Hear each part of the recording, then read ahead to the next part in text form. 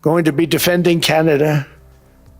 Canada gets a lot of freebies from us, by the way. They should be grateful also, but they're not. I watched your Prime Minister yesterday. He wasn't so grateful. We know the old order is not coming back. We shouldn't mourn it. Nostalgia is not a strategy. But they should be grateful to us. Canada lives because of the United States. Remember that, Mark, the next time you make your statements. We knew the story of the international rules-based order was partially false. That the strongest would exempt themselves when convenient. That trade rules were enforced asymmetrically. And we knew that international law applied with varying rigor depending on the identity of the accused or the victim. This fiction was useful.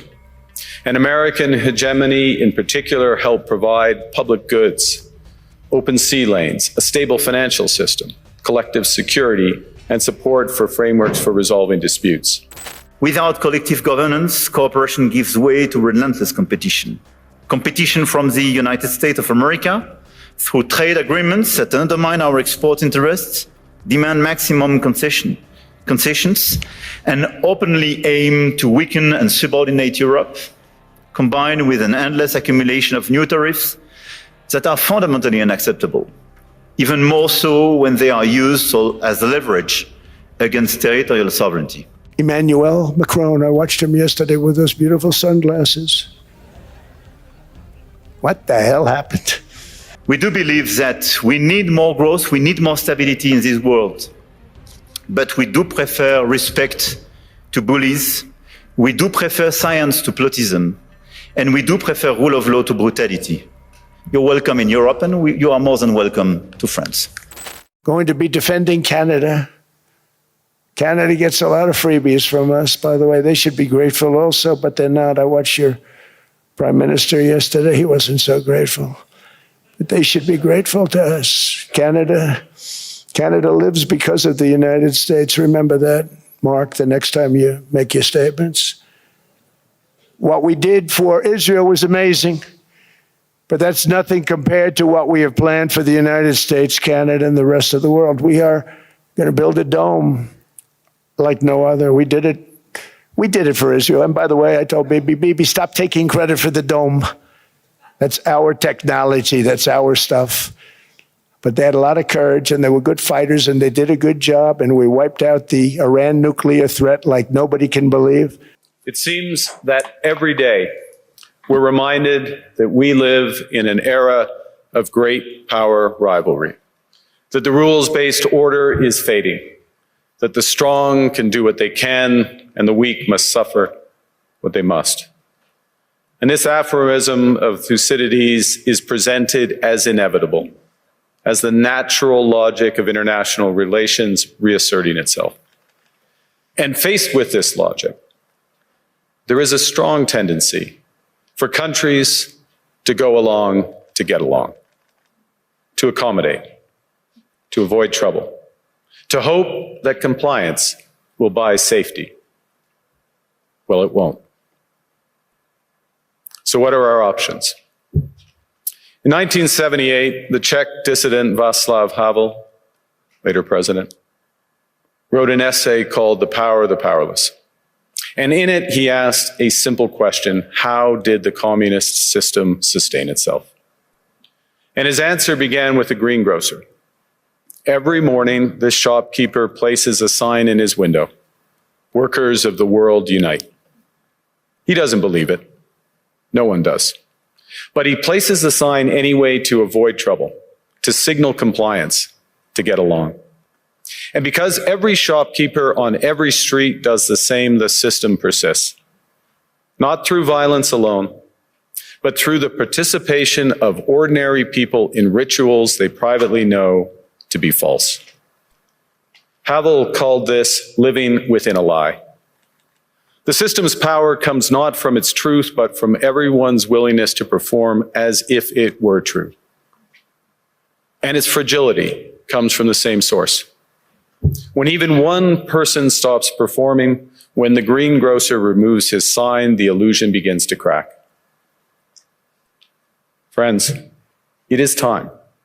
for companies and countries to take their signs down. 4 decades.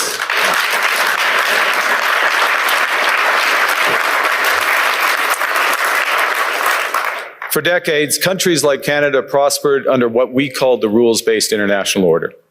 We joined its institutions, we praised its principles, we benefited from its predictability. And because of that, we could pursue values-based foreign policies under its protection. We knew the story of the international rules-based order was partially false, that the strongest would exempt themselves when convenient, that trade rules were enforced asymmetrically.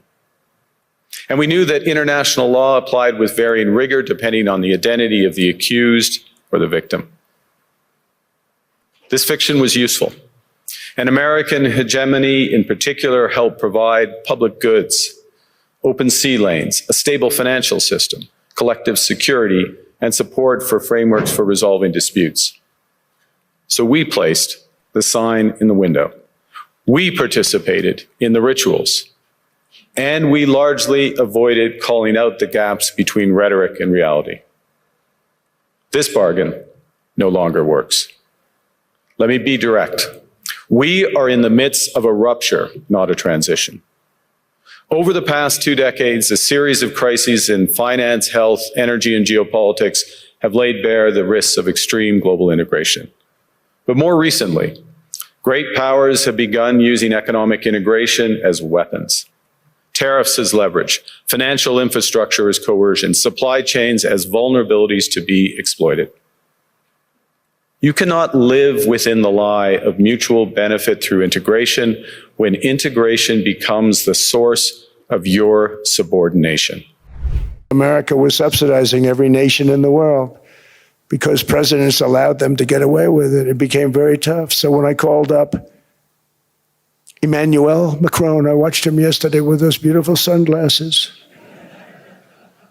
What the hell happened? But I watched him sort of be tough. But he was at $10 for a pill. And I said, Emmanuel, and I have all the big pharmaceutical companies are in total agreement. It wasn't easy, by the way. They're tough, smart. They've been getting away with the scam for a long time. But they gave it up. But they said, you'll never get the countries to approve it. I said, why is that? Because they won't. They always said, we're not paying any more. Get the rest for the United States. So over the years, they stayed the same. We just went up, up, up. And I mean, we would pay 13, 14, 15 times more than some certain countries would. So I said, no, they'll approve it 100%. Sir, you'll never get them to approve it. I said, I guarantee you. But I actually started with Emmanuel, who probably is in the room too. And I like him. I actually like him. Hard to believe, isn't it? And I said, Emmanuel, you're going to have to lift the price of that pill to $20, maybe $30. Think of that. That means it's a doubling of prescription drugs. Might be a tripling, might be a quadrupling. It's not easy. No, no, no, Donald, I will not do that. I said, yes, you will, 100%. He said, no, no, no. You're asking me to double. I said, Emmanuel, you've been taking advantage of the United States for 30 years with prescription drugs. You really should do it, and you will do it. I have no doubt. In fact, I am 100% sure you're going to. No, no, no, I will not do it. Because yes, in all fairness to him, he has to double or triple. Because the world being a bigger place than the United States, it's not that you meet in the middle. You just have to go up some, and we come down a lot. They go up a little, we come down a lot. So we're at $130, they're at 10. So they may have to go to 20 or 30. No more than that. I said, Emmanuel, you're going to be doubling or tripling? No, no, no. I said, here's the story, Emmanuel. The answer is you're going to do it. You're going to do it fast. And if you don't, I'm putting a 25% tariff on everything that you sell into the United States and a 100% tariff on your wines and champagnes. And that's about 10 times more than what I'm requesting. And you're going to do it. I don't want to go public with it, but you may make me do that. No, no, Donald, I will do it. I will do it. It took me, on average, 3 minutes a country. saying the same thing. You will do it. They all said, no, no, no, I will not do it. You're asking me to double the cost of prescription. I said, that's right, because you've been screwing us for 30 years. And they said, we will not do it. I said, that's all right. On Monday morning, we're putting a 25, 30, 50. I gave different numbers for different countries. This is also national security we're talking about. Not fair. We're not going to subsidize the whole world. And every one of those countries have agreed to do it. So one of the biggest things that I've done is the fact that we have now most favored nation. We will pay whatever the lowest price is in the entire world. So our drug prices are going to be coming down by staggering 90%. Without collective governance, cooperation gives way to relentless competition. Competition from the United States of America through trade agreements that undermine our export interests, demand maximum concessions, and openly aim to weaken and subordinate Europe, combined with an endless accumulation of new tariffs that are fundamentally unacceptable, even more so when they are used as leverage against territorial sovereignty. And competition from China, where massive excess capacities or distortive practices threaten to overwhelm entire industrial and commercial sectors. Export control has become more dangerous new tools, destabilizing global trade and the international system. And the answer, in order to fix this issue, is more cooperation and building new approaches. And it's clearly building more economic sovereignty and strategic autonomy, especially for the Europeans, which is for me the core answer. In this context, I want to exclude two approaches.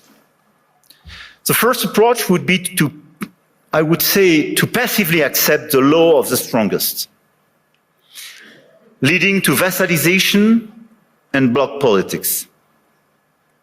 I think accepting a sort of new colonial approach doesn't make sense. And all the head of state and government and business leaders, which would be too complacent with such an approach, will take a huge responsibility. The second will be to adopt a purely moral posture, limiting ourselves to commentary. That path would condemn us to marginalization and powerlessness. Faced with the brutalization of the world, France and Europe must defend an effective multilateralism because it serves our interests and those of all who refuse to submit to the rule of force. And for me, the two answers are, on one side, more sovereignty and more autonomy for the Europeans. On the other side, an efficient multilateralism to deliver results through cooperation. Obviously, France and Europe are attached to national sovereignty and independence, to the United Nations and to its charter. And it's not an old-fashioned way to live multilateralism. It's just not to totally forget what we learned from the Second World War and remain committed to cooperation.